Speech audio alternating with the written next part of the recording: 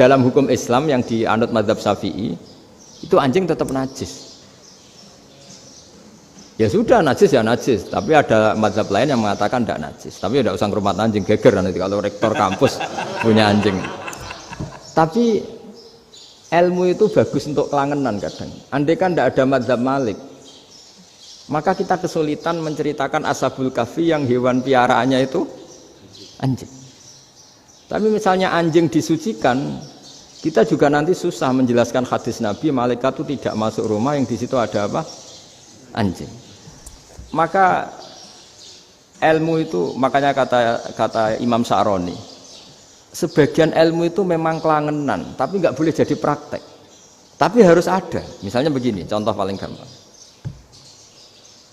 Api dalam mazhab Syafi'i kan alat pensuci hanya dua, air dan tanah. Ya saya ulang lagi, air dan tanah, yaitu tanah untuk mensucikan najis anjing. Imam Abu Hanifah menambahkan api. Mazhab Syafi'i itu agak kesulitan ketika ada batu bata dibikin dari tanah-tanah yang bercampur kotoran. Mazhab Syafi'i akan kesulitan karena di situ ada najis yang jadi materinya bata. Hukumnya gimana kalau nanti dipakai masjid? Tapi barokahnya ada beberapa mazhab. Abu Hanifah mengatakan dan api. Jadi apa tadi air, tanah, api. Alasannya masuk akal. Ketika usatul mukminin, orang-orang mukmin yang ahli maksiat itu sebelum masuk surga, kalau dia dosanya banyak itu dibakar dulu supaya suci. Emas itu untuk memisahkan dengan materi lain juga harus dibakar. Berarti api termasuk alat. Artinya gini, batu bata yang materinya dari tadi najis sekalipun, ini menjadi suci karena ngalami pembakaran. Tapi kata Imam Sa'roni, ilmu ini hanya sebagai ilmu.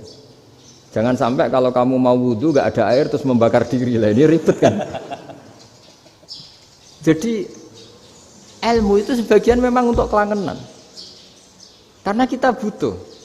Andai kan tidak ada mazhab Abu Hanifah, maka kita akan kesulitan pakai bata. Yang kita tahu cara bikinnya kadang di tempat yang kotor, di tempat yang najis. Tapi karena ini ngalami dibakar, maka hukumnya suci menurut mazhab Abu Hanifah. Dan itu sering ulama itu sampai apa? Saya punya kitab fikih namanya Fardul Masail. Pengandaian ada masalah. Jadi masalah itu belum terjadi tapi diandaikan. Misalnya kayak di Texas. Bumi itu bulat bola. Texas itu kalau dibor itu pas Ka'bah. Lalu kiblatnya di mana? Bumi ini kan hanya rubuk-rubuk seperempat. Yang ada arah itu seperempat. Tapi kalau Ka'bah itu sama Texas atau